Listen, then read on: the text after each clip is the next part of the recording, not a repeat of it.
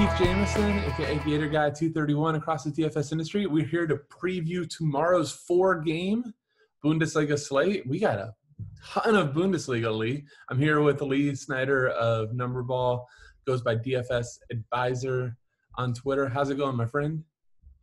I'm good, man. I'm happy to be back, and I think we've got an interesting and potentially difficult slate to discuss. I'm excited for the difficult because after Thursday's Chalk Fest, I think it'll be nice to have a little less straightforwardness on the slate, huh? Yeah, I mean, I think most lineups in cash were 2v2s, 1v1s the other day, which is always frustrating. Yeah, I mean, it was kind of like, did you get Kunde, or I'm already blanking on the name, the guy with the hyphen that ended up being like on all their sets. I saw in your tweet you were kind of the same with me. You were thinking that they could be splits or that neither one of them was like for a sure thing, and I personally misfired on both. Yeah. Oh, Antwi Adeji, I believe, was the other. I like my name better, the guy with the dash. Yep. But all right. Yeah, so let's just jump right into this slate. I'm going to pull up the odds. So again, we only have a 4-gamer, which it's just a nice size to have to break down. So biggest favorite on the slate is just barely a slate. It's barely a slate. So that's we have Wolfsburg's a slight favorite at home to Frankfurt, and then sorry about that. And it's Hoffenheim, or not Hoffenheim. Sorry, it's Hertha Berlin. You know what's funny? I still am getting like used to these abbreviations on DK, but it's Hertha minus 113. So just some really, really small favorites, and two others just pretty much pick them. So I'll start with you, Lee. The biggest decision on the slate. Are you playing Filip Kostic? Yeah. So I think the best way we can handle this today is like, there's not many plays that I think either of us will be able to say, yes, this guy's a lock or he should be your lineup. But I think if we can kind of talk about the thinking that goes behind it and the decisions you have to make, that should be helpful. So, if we're not talking about salary or, positional requirements, yeah, Kostic is going to be the safest guy on the slate just because of his set pieces and open play crossing volume. But of course, if you are going to play him, then I think that almost certainly takes you off Skav at the top of the forward pool. And I don't love Skav, right? But I think when you look at that forward pool, he's like one of the few guys that you feel like, okay, here's a safe, 8 or 9 point floor at least with upside. So I think that's one way I'm looking at it, but I guess I probably prefer Kostic over Skav if I have to make the choice. And I think that, the Skav decision might actually be helpful just with the lineups, because I think if you do see like a Rudy or, I think the DFS community, we all like Geiger more than the coach does. But, if we see Rudy and then we know it's more of a split set type of situation versus when Skav's in alone, kind of like he was on Thursday. That's why, everybody just went running to him. And, honestly, we got bailed out by the assist, or that could have been a pretty ugly game. Yeah, I think he had like 6 floor points before that assist. So it definitely bailed everyone out. Yeah. And skied a free kick, all sorts of good stuff. So, I mean, I kind of agree with you on Kostic. Like, I'll kick this to you. So how do you, though, like weigh the matchup versus just realizing like he has what, like if we average out the season, like 14 crosses for a floor? Yeah. I mean, I think that's an important point about the matchups, right? First of all, there aren't any big favorites on this slate, and we've seen a few slates now, at least the last couple, where there isn't a huge favorite. And I almost think we're better off just looking at these players in more of a vacuum, right? Mm-hmm. Because I don't feel confident enough to say, okay, Wolfsburg is minus 110. They're for sure going to win this game. I rather just pick out the best plays overall. And I think because these teams are evenly matched enough, the players can get it done. Yeah, I do think that that's kind of the fun sometimes though on more like pick'em slates versus like where you have like going back to the EPL roots, but or we could say like Bundesliga, but you have like Bayern Munich minus 800 or Man City minus 900, and it's not like, oh, can I balance out my lineup? It's like, how do I do that and not like play Aguero or play KDB or I mean, hell, Kimmich though on for Bayern is easy because they're just going to make him a $5,000 defender every slate, so like it's cool. Yeah, that one doesn't make much sense, but Well, maybe we can get a Bayern slate where we can have a free square, and then this will be a lot easier. But Aaron Martin, who we'll kind of talk about, he lines up as a wingback, accidentally crosses midfield and open play, and he immediately becomes a defender. yeah, but of course, yeah, he's in the midfield pool. I just Yeah, well, he played wingback one time, and VK saw it. They noticed that like that's a wingback. He's a midfielder, unless we want to make him a defender. It makes no sense, man. It makes no sense. I'm not going to tilt my face off. There's nothing I can do about it, but it would certainly make this slate easier. So let's jump right into kind of like construction.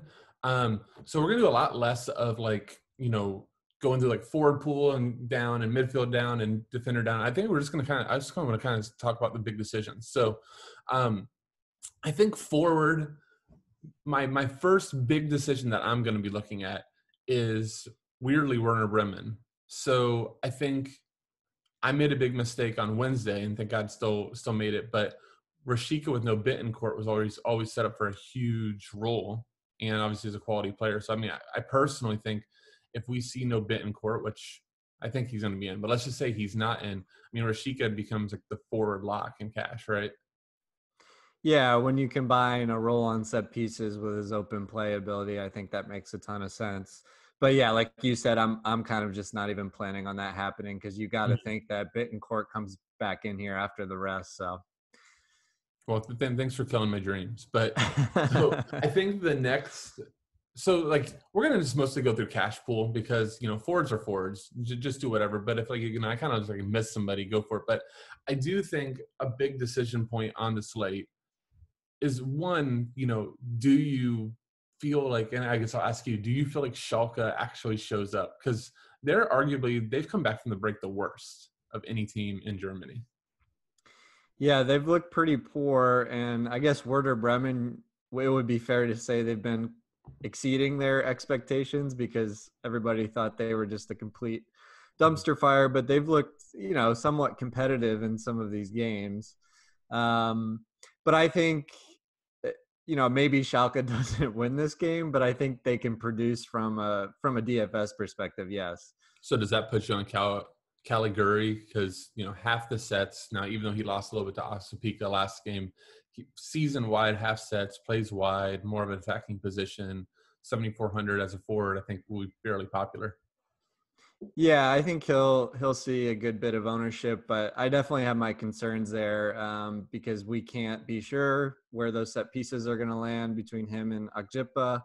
And then also, although he is, a forward, a wide player, his scoring upside, like at least by his implied scoring odds, is not the best compared to guys in that price range. So questionable sets, questionable upside. I'm a little scared of him. I get that. So we say questionable sets, questionable upside. Doesn't that also describe a Bracalo pretty good from Wolfsburg? Yeah, that is a pretty good description of him as well. And you can add in there that he's questionable minutes because he could Right. be subbed off before 70, which he has in his last two starts. But um, I do like, the matchup for Wolfsburg is good. He did take more set pieces in the last match, which of course could change. So yeah, there's plenty of risk with him as well. And I think, when it boils down to it, they're the second biggest favorite on the slate. Honestly, when I pulled up the set, I expect them to be the biggest favorite because like as fun as Frankfurt is to play, like from a DFS perspective and just the amount of like crosses that they want to do, the amount of shots they want to get off. I mean, they're that shitty on the defensive end. Like they're just so damn open. It's just, constant thing. So, I mean, I think we're going to all find ourselves wanting a Wolfsburg piece and, going to jump over to the midfield, but Max Arnold, is the top like floor play, and probably ceiling play for that matter, but 9,100 for kind of a more defensive-minded guy with like split sets feels steep to me. What say you? Yeah, I mean, if we're talking about safety, like you're almost certainly going to get 90 out of him. He's going to take all the sets. It's a good matchup, so he checks all those boxes. But yeah, the price tag is up there. So I was messing around last night, and I was able to put together a build that I felt decent about with both him and Kostic in. So it can be done. So let's just see that you put Kostic Arnold in, and we've got 5,000. So I'm assuming that means that's a punt forward, right? Oh yeah, there's a big punt there. So let's go down because I saw two. So let's kind of like let those out of the bag, so to speak. Which and you know what's going to happen? We're going to talk about it, and neither one of them even happened. It's cool. Yeah, exactly. So So why don't you talk about your guy, and then I'll kind of mention my crappier guy. Yeah, so I think there's at least a possibility that Dilrosun gets the start for Hertha. Mm-hmm. Yeah, pull up his log. I think Yep. There you go. so he's gotten some minutes here, and then this is their third game in 8 days. So I think there's a really good chance he gets a start. Not a super attractive game log, but for 3,600 in a forward position, he's doing a little bit of everything to get you that floor. So I would strongly consider him if we see him in the lineup. Well, and he's on the biggest favorite, and I think if you kind of go back to the beginning of the year when he was starting and playing, 70 to 90, that's where you start seeing popping in these like 7, 6, 4.8, 4.3, and none of those have goal or assists. So biggest favorite, like if he's in, I would assume he becomes overwhelming shock just with how underwhelming that forward position is. So I hinted at my crap play. So Bergstaller might lead the line again for Schalke. So he's had just a shit ass year. Just like he's terrible. But if you kind of go back even like last year, I think I don't have it up by me. I should have written down. I think it was like 7 goals, 8 goals. It's 3,500 for a striker. Here's the thing: if Schalke didn't come out of the break just like so dead, like let's say that they came out and had some heart, like I feel like they would have been like a minus 110, minus 120 favorite at home versus Bremen. We're still talking about the second worst defense in the Bundesliga. So 3,500 guy leading the line. I don't know. I've played worse. Yeah, I mean, I think his implied scoring odds are, you're not going to live or die by that, but they're at about 30%. So you're getting a guy for 3,500 with that type of potential upside. I think you can make the argument that it's like a plus EV move over the long run. Yeah, Um, and I think it's more so like if your guy's in, I think from a floor perspective, like that's easy. Like I don't think there's too much of a discussion there. But if you're not, you're really kind of stuck to that. Like I really want to take the chance of getting like 30. I mean, with Kostic, I don't know. What are you looking at for floor? Like, are you just like hoping to lock in 30 with upside? Yeah, I think 30 and you'd be sitting pretty well, even with their salary. Mhm. Because yeah, their combined salary is what, 20K. So compare them to three guys at 7K. I don't think you could pick any three. Well, maybe you could. You'd feel as good about their floor combined. Yeah, we'll go to it in a second. There's actually a couple in the midfield I think make a lot of sense in that mid tier, but even though I say that, I'm going to kind of go back to your build with the two of them. Like, in my opinion, like what's the biggest difference between like taking Bergstaller or Dilrosun, or having to spend 6,900 for Weghorst or 6,800 for Piatek? You're still there's no floor there. Like you're still going. I got to get a goal, or I'm taking 4 to 5, which you could have got for 35 or 3,600. Am I right there? Yeah, exactly. I think that's the way you have to look at it. Now, if we're talking about GPP, if Bergstaller's in, what kind of ownership do you think we'd see on him? I feel like he'll be somewhat popular. I think as you go up, it will be. I don't necessarily know if like in the lower stakes, if like, and I'm not even talking about like the 15. I'm talking like go down like the $4 sweeper or the step overs or those type of things. I don't think that those type of people like really scroll all the way down all that often. So Those type of people. no, I'm one of those type of people. I love to max those things. Actually, I love maxing the quarter and the $1 as kind of like a Yeah. pseudo cash because the lines aren't as sharp. Um, but I mean, I don't know. I mean, do you think he actually gets about 20% in any format coming off of a negative -0.8 game? I don't know. Yeah. I think in the sharper players or in the higher stakes, yeah, I think they're more willing to make that play. So you might be right. He might hover around like 15 to 16, 17, something I like mean, that. Lee, I can go to Wout Weghorst, and I mean, he has a ceiling of 43. He does. Yeah, I mean, he's I'm he's just got some nice games down there. and then he has a ceiling of that, or I could look at the last three and he hasn't seen five despite playing 90 every time. So I mean Well, he's not that's the going break I like negative like Bergstaller did last time, thanks to 2 fouls and a yellow card. until you just said that. Now anything's possible. So kind of in the midfield pool. So I do think like all right, I'm done with Philip Mack's life. I'm not paying 8K for a fullback anymore.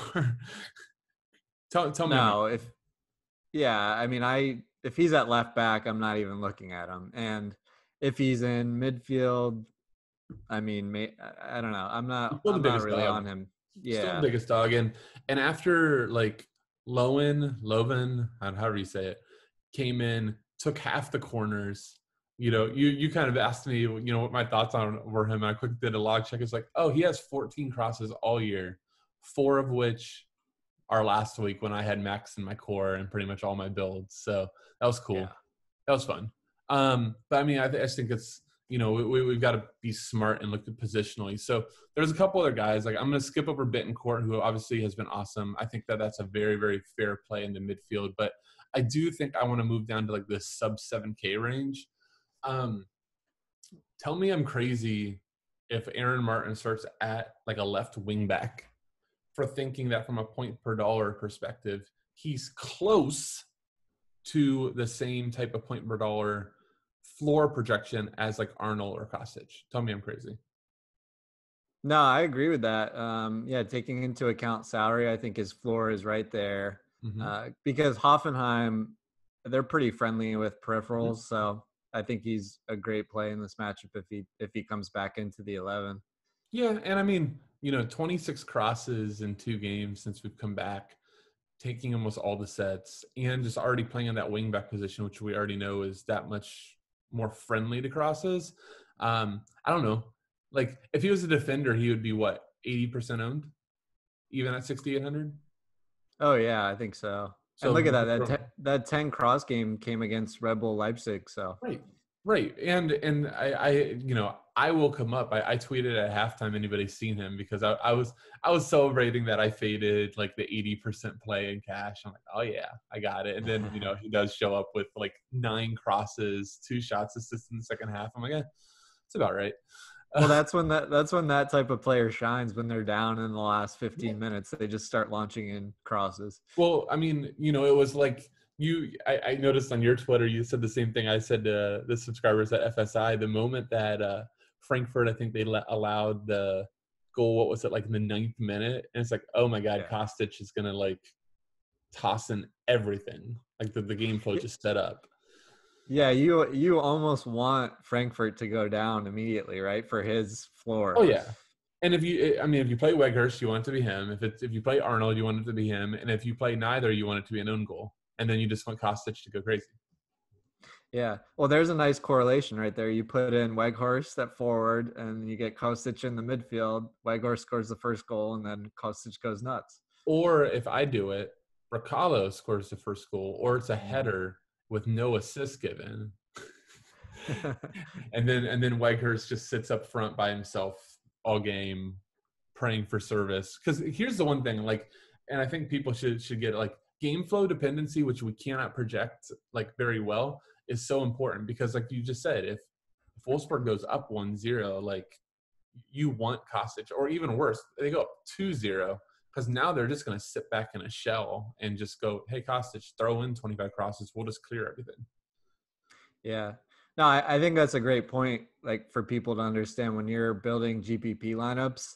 when there's so much uncertainty between these teams and these matches, just kind of pick a narrative. I think this team's going to score, and then you can kind of get a better idea of how the match will play out and build around that. And you just pick a few narratives that you think are possible here, and that's a good way to construct a GPP lineup to get you to the top.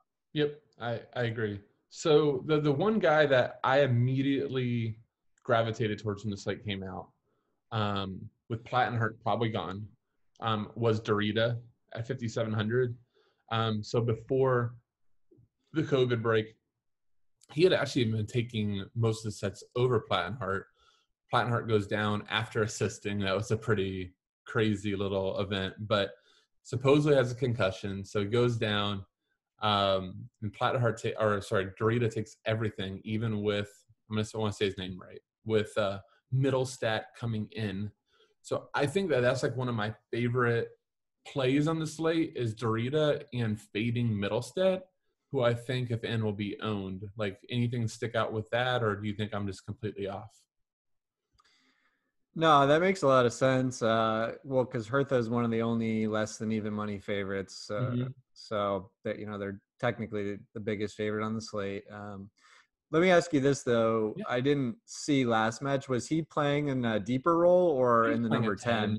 10. I think that's one of the things too, just like to share with people. So like even when Sofa or the Score or whatever lineup in like opt the feed provider has, you know, not all 10s are like created equal. Like he was still, if you look at the heat map before the red card, he was still kind of sitting very deep. Like the Eartha was more than willing to accept the pressure, especially when they went up 1-0. So yeah, he was playing as a 10, but I think it was more of like a you know like a 5-man midfield more so than Right, it was like he was in there to be the pivot player in the box, so to speak. But I do right. think, to your point, they're favorites, so that might be allowing him to move more forward and be more of a creator, and potentially have a monopoly of sets for 5,700. So I would expect him to be really popular. What do you make of this, like this 5K defensive midfielder they might have set range, this Lowen Rudy road range? Like, how do you rate? Yeah, I don't hate it. I think, like I said to you before, if I find a build that I really like and then I have somewhere around 5K left for a utility or midfield spot, I'm okay going with one of them. Of Mm-hmm. course, the problem is you've got to choose between the three of them. Lowen or Lowen, however you say that, he's playing as a number 10. He had a share of sets, so there's some attraction there, although they are, I guess, technically the biggest underdog. I'm not sure how much that means, though. Right. Rudy should come back in here, and we've seen he's probably going to take a 50% Mm-hmm. share. And I do like the matchup for Hoffenheim quite a bit. And then, yeah, Road, he's taking like a 50% share as well. It's a tougher matchup. But if you look at his game log, he is kind of racking up those defensive statistics on top Mm-hmm. of creating chances. So I do like to see that, because if Wolfsburg is dominating possession a little bit, he could be pretty active in the middle of the park, picking up interceptions and tackles. So I think he might be the one I'd feel the most comfortable with in cash.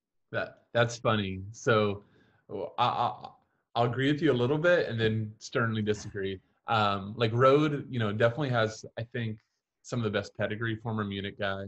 Actually, I think Rudy was too, but he's been doing awesome. But I don't know. My favorite of the bunch is Rudy. Like I think Yeah, if you love Rudy. I don't. I think I've actually bashed him like for two straight and say he epitomizes the type of player I need to not play more often.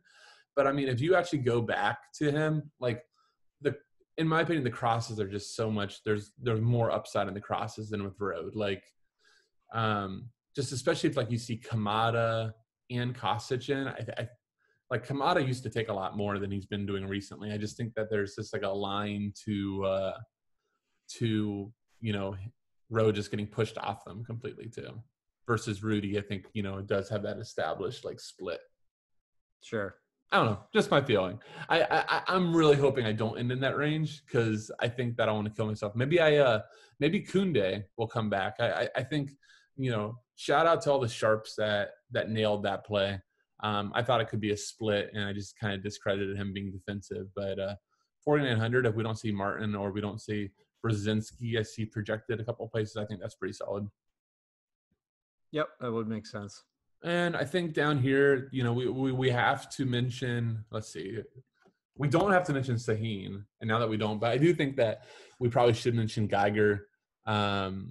He 3,200, if like Skov could easily rotate out of here. So, he's actually taken over Rudy before if you go back far enough. So at 3,200, kind of an attacking player, I think that could be like a defensive plug or a midfield plug for just like a super punt. Yeah, I mean, if he's in, that's a better play than like Bergstaller at the same price level. So, man, take obviously. shots fired. So I already alluded to this, but I do think that Middlestead, if in with Dorita, to me is an easy fade. Do you agree? Yeah, I don't think I'm touching Middlestead. I mean, especially if you can get Martin at 6,800. I know he's not a defender, but right. Yeah, 6,700. Like the fact that he took no corners versus Red Bull. Like if I'm paying 6,700 for like a full, especially if he's fullback versus wingback. Like if he's a wingback, you can maybe upgrade it a little bit. If you don't see Dorita, funny enough though, he becomes like a lock. Yeah, now what he could line up in an attacking midfield position on the left. Now, let's say he and Dorita are in, he's up there. Does that change your mind? No. I don't think construction wise, like here, let's just like plug it real quick. So I'm still gonna use your construction because I think most people are gonna want to try to play Arnold and Kostic. So let's use your Dylan Rosen. I'll just put the caps up. I think you said it better. It's not Oxapika. How did you say it? Agjipa. Agjipa. That sounds so much more cultured than me. But I think Agjipa, he took more sets than Caligari. So I think he's going to be really popular, especially if he's a wingback. So I'm going to plug him in. He was one of the first guys into my build. But now all of a sudden, if you put Middlestead in, now we've got a problem, huh? So you said Dorita is in, right? And your thought? Yeah, I mean, if he's in, I want to play him. Oh, I agree. I think he's one of the best. So 4,000. So yeah, I mean, okay. So here's a fun build, right? And look at that. We actually have a goalie that's not the worst in the slate. So you spent 7,100 on your forwards. So I would say that would not be probably the ideal way to go. So I think that. And Middlestead's the biggest problem. I think if he's advanced with Dorita, I think you have to pass on him. Or you go ahead and you say, no, Maxi Arnold, let me play Aaron Martin. And, okay, now I have a little bit more room to go. I can go cheapest goalie. Yeah, can you get Brekalo in there now? No. 6,500. Almost. And okay. I use the cheapest. So, Niederlarker, but, like, all these guys are just, like, goal or bust. Ibasevich, yeah, you're using people on. Yeah, I think leaves you in a weird spot. I think if I'm here, I'd want to try to maybe get like Piatek or Weghurst. If I'm like in this range, I'd want to try to find a couple hundred more, and you just can't. I don't know. It's like that's like the interesting things with these builds, is that it's going to make you decide. But you could go ahead and drop Kostic, put Arnold in, and voila! And now I have 8K, and I can really do whatever I want. I think that's going to be the interesting part of this slate, But I do think we were on defender. I do think, everything I just saw there, unless Middlestead is in without Dorita, I don't see a route to Middlestead.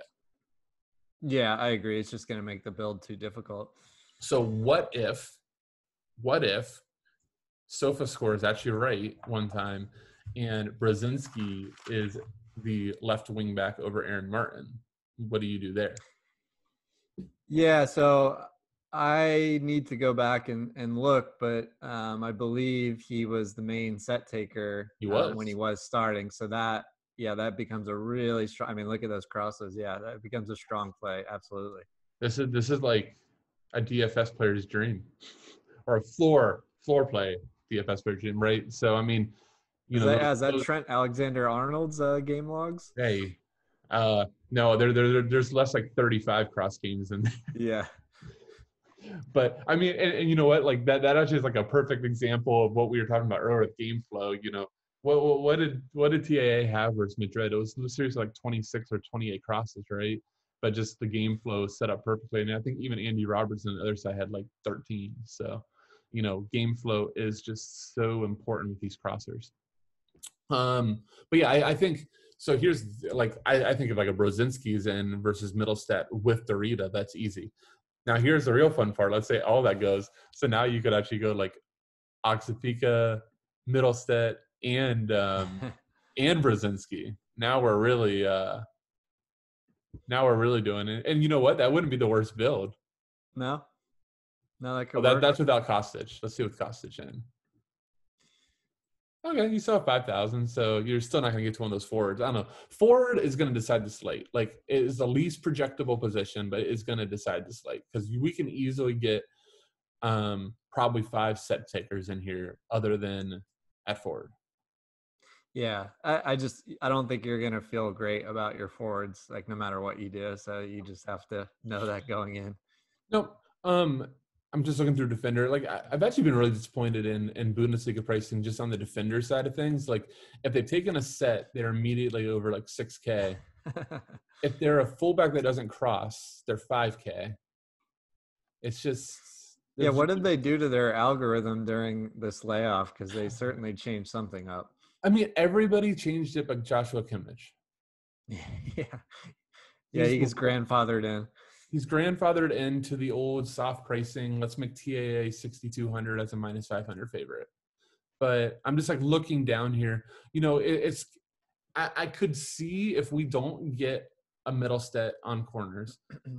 Let's say that Brzezinski isn't in. Do you really want to pay $5,500 for Mbabu's open play? It's okay, right? It's a lot to pay, though, right? A lot, yeah. You could be Torre as a pseudo wingback.